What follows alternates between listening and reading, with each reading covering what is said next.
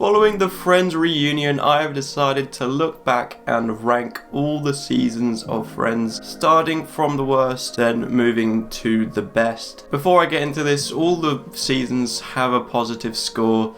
Obviously, some are a lot better than others, but they're all good seasons, so by putting one further down, I'm not saying it's a bad season, it's just significantly weaker than the other ones. So without further ado, let's get into it. Coming in at 10th place, we have Season 9. By this season, the writers really began to run out of ideas, like what mainly happens in long-running sitcoms. And where they run out of ideas, they started forcing unnecessary plot lines which don't even make any sense. One of the most infamous ones being Rachel and Joey getting together. However, I do appreciate this season as it did bring in my favourite actor, Paul Rudd, into the mix. And he was a very welcome addition to the series. And it does cover some important topics and serious elements about these people moving on as it's coming to the end of the show, but it doesn't really make for as an entertaining watch as other seasons.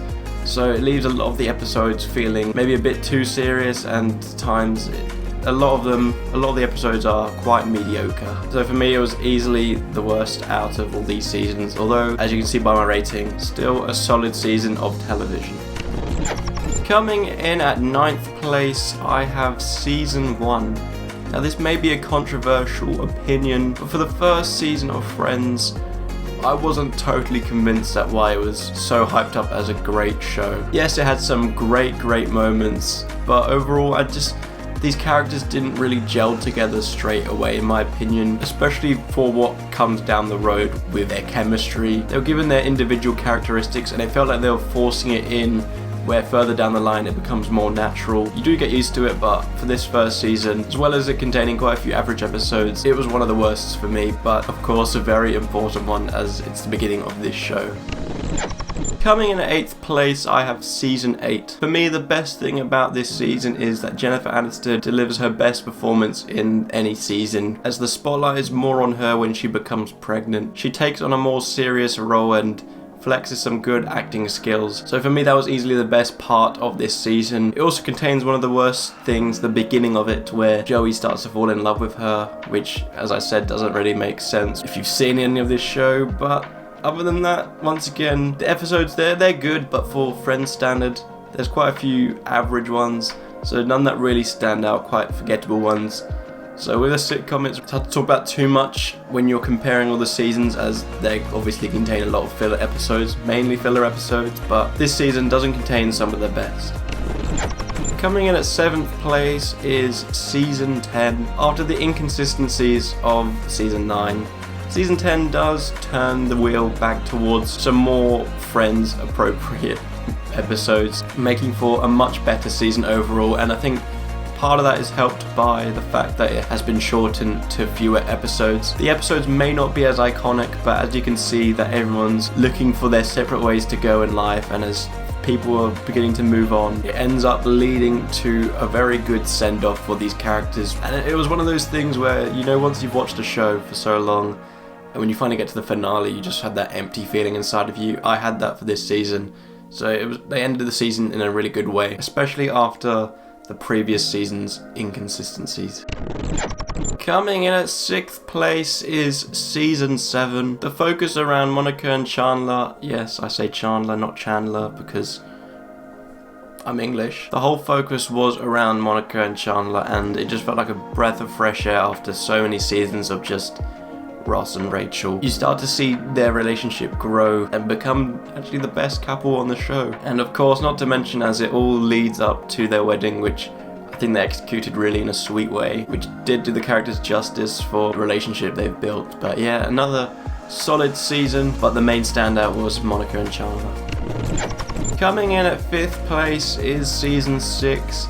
And as I'm reading through my notes now, I realise this is actually the season where the relationship is out in the open. This is where they start to grow in that comfortability, which ends up growing into greater things that happen in that previous season I just talked about. It all leads up to that proposal at the very end, which, like most things in this show, was executed very well and had that emotional punch where you felt the emotions high at that point. Other than some really good cameos or small parts like Bruce Willis and quite a few iconic episodes. Just, the season's good. You know, other than those, they're the highlights. There's not too many things to talk about. It is just a very good season, but I just prefer some of the ones that are high up on this list. Coming in at 4th place is Season 2. Now, I mentioned things didn't feel too natural in the first season. Season 2 takes those things and expands upon them, making them the core strengths of this show. Makes the characters feel more natural. It develops the Ross and Rachel thing they have going on there before it gets really tedious in later seasons. Season 2 does what any second season should do, and it just picks up the first season, carries it on, but making the quality better and more entertaining. It does that exactly, and establishes many running gags which continue throughout this show. There's nothing but praise for Season 2, but as you can tell by this list, even though it's a good season, there are some that get better for me. Coming in at 3rd place is Season 3, where Season 2 has expanded upon Season 1's strengths. Season 3 expanded upon Season 2's strengths.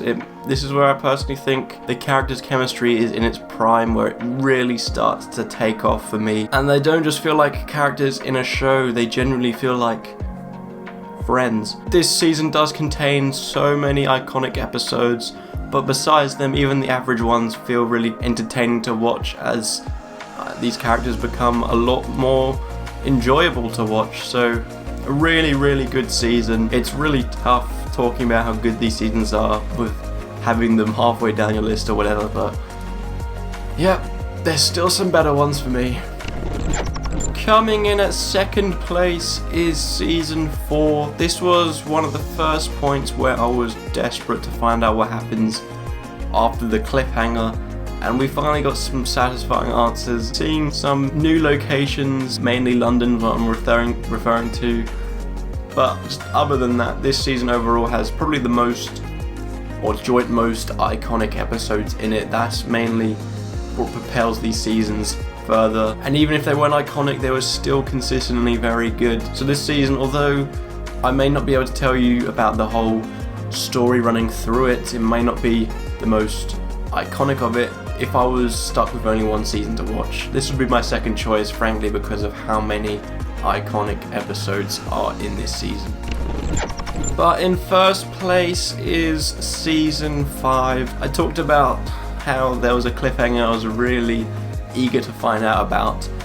Well, the same happens here after Season 4 ends. We are left with the question of what happens after Ross's failed marriage again, or in fact failed wedding ceremony, I should say, after he says Rachel's name. And I really liked the secrecy of Monica and Chandler's relationship throughout this whole season. It was something else different we hadn't experienced in this show, and it was very fun, especially with everyone trying to figure out what's going on. Once again, so many great episodes in this season, and for me, this is what I consider prime Friends. So if someone was asked to show me Friends or whatever, given they had all the context of what happens before this, I'd give them this season, because for me, I mentioned Season 4 would be the second choice I'd take to a desert island or whatever.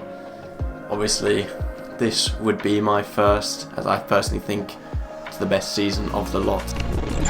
So that was my ranking of all 10 Friends seasons. By no means is it the right ranking, it's just what I personally feel, so feel free to let me know what yours would be in the comments, and if you don't agree, please don't dislike, just respect my decision as I would respect yours. Also let me know down below what you thought of the reunion. Other than that, if you want to see any more of these season rankings, which tend to be my most popular on this channel, then I'll leave a clickable card up in the corner here. We have Breaking Bad, The Walking Dead, recent ones that come to mind, but some of my older ones, which were two of my most popular videos, even though they're not well made at all. But we've got Brooklyn Nine-Nine Money Heist, which blows my mind, but I hate that it's my most viewed one because it's one of the first ones I did, so it's a really bad video with bad audio and everything. But if you want to see how bad it was and how far I've come, make sure to check that out. It'll be in that playlist up in the corner here. But anyways,